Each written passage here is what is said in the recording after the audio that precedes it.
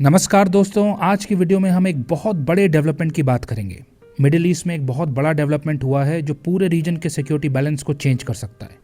हम बात करेंगे कि सऊदी अरेबिया और पाकिस्तान के बीच का म्यूचुअल डिफेंस एग्रीमेंट भारत को कैसे इम्पैक्ट करेगा। साथ ही ये जो इस्लामिक नेटो की बात चल रही है इसकी भी चर्चा करेंगे। तो चलिए इसको ब्रेक डाउन करते हैं, स्टेप बाय स्टेप समझते हैं आसान भाषा में। सबसे पहले बात करेंगे ये सब हो क्यों रहा है। तो आपको याद होगा सितंबर 9 को इजराइल ने कतर के ऊपर एयर स्ट्राइक्स कर दी थी। इस एक इंसिडेंट ने पूरे रीजन को हिलाकर रख दिया है। इसका जो असर होगा ना वो केवल मिडिल ईस्ट तक सीमित नहीं होगा, इसके रिपल इफेक्ट्स पूरे विश्व में दिखाई देंगे, भारत में भी दिखाई देंगे। तो हुआ ये कि जैसे ही इजराइल ने कतर के ऊपर स्ट्राइक किया एकदम से पैनिक मच गया। 40 से ज़्यादा अरब और इस्लामिक कंट्रीज के बीच पैनिक मच गया।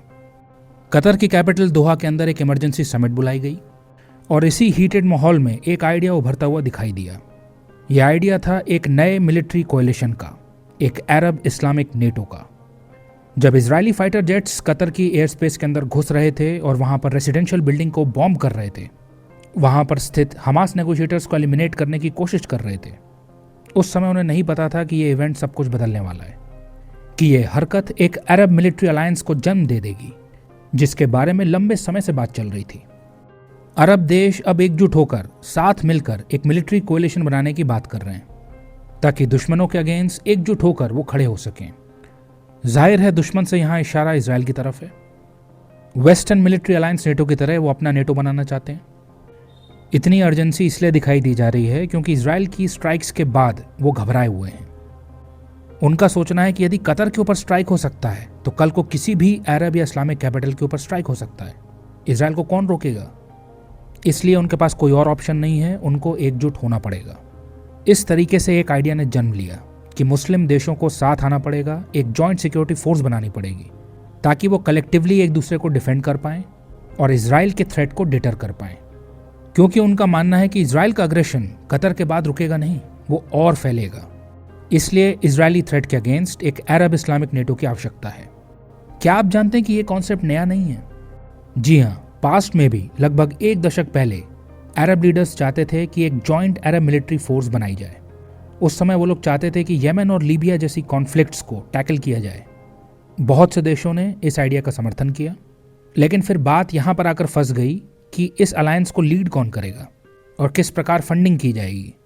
यहाँ पर बात फंस गई और ये प्लान आगे नहीं बढ़ पाया। कट टू प्रेजेंट, आज 2025 में मुस्लिम मेजॉरिटी देशों के लिए नेटो स्टाइल मिलिट्री अलायंस का आइडिया मोमेंटम गेन कर रहा है। और जानते हैं इस सब के बीच स्पॉटलाइट कौन ग्रैब कर रहा है? पाकिस्तान। पाकिस्तान इस अवसर का लाभ उठाकर खुद को मुस्लिम कॉजेस के चैंपियन के रूप में प्रेजेंट करने की कोशिश कर रहा है। इसलिए आपको पाकिस्तान की तरफ से लगातार मुस्लिम यूनिटी और मुस्लिम सॉलिडारिटी की बातें सुनाई देंगी।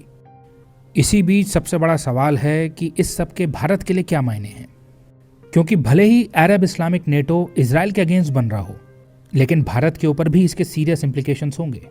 कारण है इसके अंदर पाकिस्तान की मौजूदगी। इस समय पाकिस्तान विश्व में अकेला मुस्लिम देश है जिसके पास न्यूक्लियर वेपन्स हैं। Pakistan definitely Islamic NATO platform का इस्तेमाल करेगा अपनी ग्लोबल प्रोफाइल को बूस्ट करने के लिए। हम जानते हैं कि किस प्रकार पाकिस्तान इंटरनेशनल स्टेज को एक्सप्लॉइट करना चाहता है अपने फायदे के लिए। किस प्रकार वो पास्ट में ऑर्गेनाइजेशन ऑफ इस्लामिक कोऑपरेशन के प्लेटफॉर्म को इस्तेमाल करता आया है, एंटी इंडिया एजेंडा पुश करता आया है, खासकर कश्मीर के इशू को पुश करता आया है। लगातार वो कश्मीर के मुद्दे को इंटरनेशनलाइज करता आया है, उसके ऊपर इंटरनेशनल मीडिएशन डिमांड करता आया है। भारत जिसको फॉर्मली रिजेक्ट करता है, क्योंकि कश्मीर भारत और पाकिस्तान के बीच का बायलैटरल इशू है, किसी भी थर्ड पार्टी को इसमें इंटरफेयर करने का हक नहीं है। But Pakistan being Pakistan, Islamic NATO में बैठकर भी वो यही सब करेगा। एक और दिक्कत है कि उसके साथ टर्की भी रहेगा। हम देख ही चुके हैं कि टर्की कैसे ओपनली पाकिस्तान को सपोर्ट कर रहा है। ऑपरेशन सिंदूर के दौरान टर्की ने पाकिस्तान को हथियार दिए, अपने मिलिट्री पर्सनल भेजे, टेक्नीशियंस भेजे पाकिस्तान को असिस्ट करने के लिए। ऑपरेशन सिंदूर में टर्की ने भारत के अगेंस्ट एक्ट किया। अब सोचिए अब नेटो स्टाइल सेटअप में क्या होगा, जहां पर किसी भी एक मेंबर के ऊपर अटैक सभी मेंबर के ऊपर अटैक की तरह देखा जाएगा। ये चीज़ पाकिस्तान के इरादों को मजबूत करेगा। पाकिस्तान भारत को टारगेट करने की कोशिश करेगा, अपने मंसूबों को अंजाम देने के लिए कलेक्टिव सिक्योरिटी के अम्ब्रेला को एक्सप्लॉइट करेगा।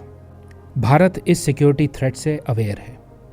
भारत के इजराइल के साथ अनेक सेक्टर्स में जैसे कि डिफेंस, इंटेलिजेंस और एग्रीकल्चर में मजबूत संबंध हैं। ये फैक्ट मैटर को और कॉम्प्लिकेट करेगा। हालांकि भारत ने एक बैलेंस पोजीशन लेने की कोशिश करी है पैलेस्टाइन और इजराइल की कॉन्फ्लिक्ट में। आपने देखा होगा किस प्रकार यूएन जनरल असेंबली में भारत ने पैलेस्टीनियन स्टेट के फेवर में वोट किया। तो इस प्रकार भारत ने एक न्यूट्रल स्टैंस लेने की कोशिश की है, लेकिन इस्लामिक नेटो की नज़र में भारत को इजराइल के अलाई के रूप में ही देखा जाएगा। ये चीज़ भारत की मुस्लिम मेजॉरिटी नेशंस के साथ स्टैंडिंग को हर्ट करेगी। पाकिस्तान डेफिनेटली इसे एक्सप्लॉइट करना चाहेगा, खुद को एटमी ताकत और मुस्लिम वर्ल्ड के मसीहा के रूप में प्रेजेंट करना चाहेगा। ऐसा करके स्ट्रेटेजिक डेप्थ और लेजिटिमेसी गेन करना चाहेगा, क्योंकि फेल्ड स्टेट पाकिस्तान को ऐसा करने की बहुत ज़्यादा ज़रूरत है। अभी जब देश में इकोनॉमिक क्राइसिस और पॉलिटिकल इंस्टेबिलिटी हो तो ये सब करना पड़ता है। तो ये नया अलायंस भले ही इजराइल के विरुद्ध बना हो, लेकिन ये भारत के लिए भी पॉलिटिकली, डिप्लोमेटिकली और मिलिट्रली चैलेंजिंग साबित होगा। फिर आपको पता होगा कि पाकिस्तान ने अभी सऊदी अरेबिया के साथ म्यूचुअल डिफेंस एग्रीमेंट साइन कर लिया है। इसका क्या मतलब है? सिंपल सी बात है, इस म्यूचुअल डिफेंस एग्रीमेंट के तहत दोनों देशों ने डिक्लेयर किया है कि किसी एक पे अटैक होगा तो वो दोनों पे अटैक की तरह परसीव किया जाएगा। यानी पाकिस्तान और सऊदी अरेबिया ने आपस में अपनी सिक्योरिटीज़ को टाई कर लिया है। सऊदी की कैपिटल रियाद में ये एग्रीमेंट साइन हुआ था। अभी क्यों साइन किया गया? ये कारण है यूएस की वीकनेस और इनएक्शन के कारण। जब इजराइल ने कतर के ऊपर बॉम्बिंग करी, तब अमेरिका की सिक्योरिटी गारंटीज कितनी ज़्यादा अनरिलायबल हैं ये सबके सामने एक्सपोज हो गया। अरब लीडर सोचने लगे कि भाई जब कतर में हो सकता है, कल को हमारे यहाँ हो सकता है। यूएस ने तो स्टेप अप नहीं किया, इसलिए हम मुस्लिम देशों को ही साथ में आना पड़ेगा। अच्छा, एक बात स्पेसिफिकली मेंशन करना चाहूँगा मैं, ये बहुत ज़्यादा इंटरेस्टिंग है कि सऊदी अरेबिया और पाकिस्तान के म्यूचुअल डिफेंस एग्रीमेंट में ये बात बहुत वेग है कि पाकिस्तान के न्यूक्लियर वेपन्स को लेकर क्या होगा। पाकिस्तान के न्यूक्लियर वेपन्स को लेकर इस पैक्ट में कुछ भी क्लियरली स्पेल आउट नहीं किया गया है, तो उससे स्ट्रेटेजिक एम्बिग्विटी बनी हुई है। अब इससे क्या होगा? बाकी देश सोचते रहेंगे कि may be nuclear weapons involve हैं इस पैक्ट में या नहीं है। इस प्रकार बड़ी ही चालाकी से सऊदी अरेबिया और पाकिस्तान ने एक डिटरेंस भी क्रिएट कर लिया और ओपनली इंटरनेशनल रूल्स को ब्रेक करने से भी बच गए, जिससे सैंक्शंस ना लगे। और यहीं पर भारत पिक्चर में आता है। ये पैक्ट भारत के लिए स्ट्रेटेजिक एम्बिग्विटी क्रिएट कर दिया। देखिए, भारत के सऊदी अरेबिया के साथ स्ट्रॉन्ग टाइज हैं। ये हमारा वाइटल ऑयल सप्लायर है सऊदी अरेबिया और इन्वेस्टमेंट पार्टनर भी है। लेकिन साथ ही साथ इजराइल के साथ भी भारत की डीप डिफेंस रिलेशनशिप है। इजराइल हमें एडवांस्ड वेपन्स देता है, टेक्नोलॉजी देता है। तो हमारे सऊदी अरेबिया और इजराइल दोनों के साथ संबंध है। और अब सऊदी अरेबिया ने अपने आप को लिंक कर लिया है पाकिस्तान के साथ, इजराइल के अगेंस्ट। तो ऐसे में भारत बीच में फंस गया है, क्योंकि देखिए पाकिस्तान के साथ तो हमारे डिस्प्यूट्स बहुत जल्दी सॉल्व होने नहीं वाले हैं, क्योंकि पाकिस्तान टेररिज्म को स्पॉन्सर करना बंद करेगा नहीं। और इस पैक्ट ने पाकिस्तान के इरादों को मजबूत तो कर ही दिया है। तो अब पाकिस्तान भारत के अगेंस्ट एक अग्रेसिव पोस्चर लेगा। अब तो उसके पास सऊदी की बैकिंग है। न केवल उसको सऊदी से पॉलिटिकल सपोर्ट मिलेगा, बल्कि ऑयल सब्सिडीज़ मिलेंगी, एडवांस्ड वेपन्स मिलेंगे, टेक्नोलॉजी ट्रांसफर्स मिलेंगे। ये पाकिस्तान की मिलिट्री कैपेबिलिटीज़ को मजबूत करेगा। भारत के लिए ट्रबल है। इसलिए ये कहना गलत नहीं होगा कि सऊदी अरेबिया और पाकिस्तान का जो डिफेंस पैक्ट है, ये साउथ एशिया और मिडिल ईस्ट के अक्रॉस बैलेंस ऑफ पावर को रीशेप करेगा और भारत को एक नए जियोपॉलिटिकल स्टॉर्म के बीच में ला खड़ा करेगा। तो अब आता है $1 मिलियन क्वेश्चन, भारत को क्या करना चाहिए? इस समस्या से हम कैसे नेविगेट करेंगे? देखिए, हम हाथ पर हाथ धरकर तो बैठेंगे नहीं। भारत के पास इस सिचुएशन से डील करने के लिए ऑलरेडी स्ट्रैटेजीज हैं। सबसे पहले तो हम इजराइल के साथ अपनी डिफेंस पार्टनरशिप को डीपन करेंगे, क्योंकि इजराइल हमको कटिंग एज टेक्नोलॉजी देता है, मिसाइल से लेकर ड्रोन से लेकर साइबर सिस्टम्स तक। तो इस पार्टनरशिप को मजबूत करके, इजराइल के साथ पार्टनरशिप को मजबूत करके भारत अपने मिलिट्री मॉडर्नाइजेशन को स्पीड अप करेगा, मिसाइल डिफेंसेस, बॉर्डर सिक्योरिटी और एडवांस सर्विलेंस को मजबूत करेगा। साथ ही भारत को ये बात बहुत अच्छी तरह समझ में आ चुकी है कि स्पेशली अब तो गल्फ को इग्नोर नहीं किया जा सकता। हमारा सीधा सिंपल लक्ष्य होगा कि भारत और पाकिस्तान की कॉन्फ्लिक्ट जो आगे होगी उसमें सऊदी अरेबिया और अन्य गल्फ देश न्यूट्रल रहें, वो पाकिस्तान की तरफ टिल्ट न करें। अच्छी बात यह है कि सऊदी अरेबिया ने भारत को रीअश्योर किया है कि दोनों देशों के संबंध रोबस्ट बने हुए हैं और अलायंस का पूरा फोकस रीजन में पीस के लिए है।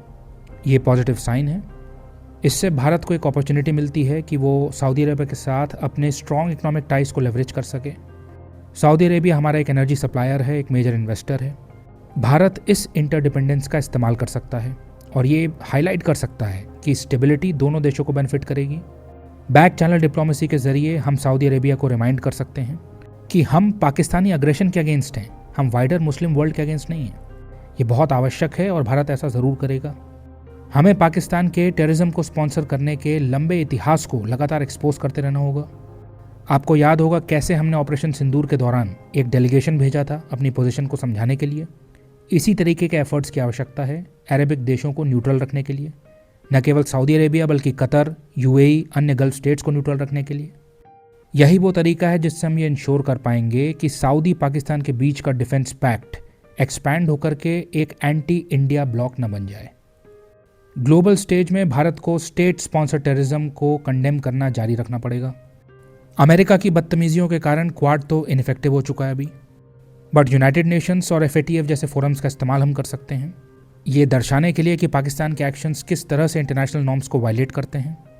ऐसा करके हम पाकिस्तान को डिप्लोमेटिकली और इकोनॉमिकली आइसोलेट कर सकते हैं, उसके लेवरेज को कम कर सकते हैं किसी भी नए अलायंस में, जैसे पास्ट में हमने पाकिस्तान का OIC के अंदर लेवरेज को कम किया था। इसी तरीके से हमको इस्लामिक नेटो के अंदर भी करना पड़ेगा पाकिस्तान के लेवरेज को कम। और केवल डिप्लोमेसी से बात नहीं बनेगी, भारत को हार्ड सिक्योरिटी चैलेंजेस के लिए तैयार रहना होगा।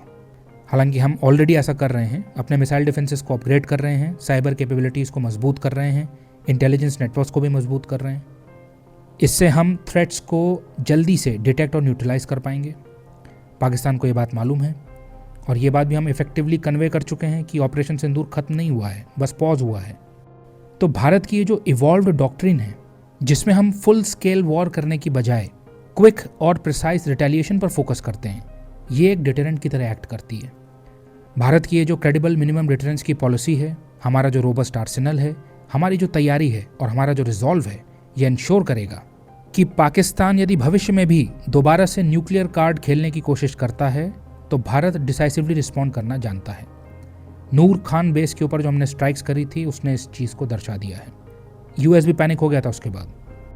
तो इस सिचुएशन से निपटने के लिए भारत का आगे का क्या रोड मैप रहेगा? डिप्लोमेसी, डिटरेंस और डिफेंस के अपग्रेड्स, इन तीनों का मिश्रण। गल्फ देशों के साथ अपने टाइज को बैलेंस करके और इजराइल के साथ अपने कोऑपरेशन को डीपन करके और पाकिस्तान के साथ कड़ा रुख अपनाकर हम मिडिल ईस्ट में आने वाले इस नए तूफान से नेविगेट कर सकते हैं।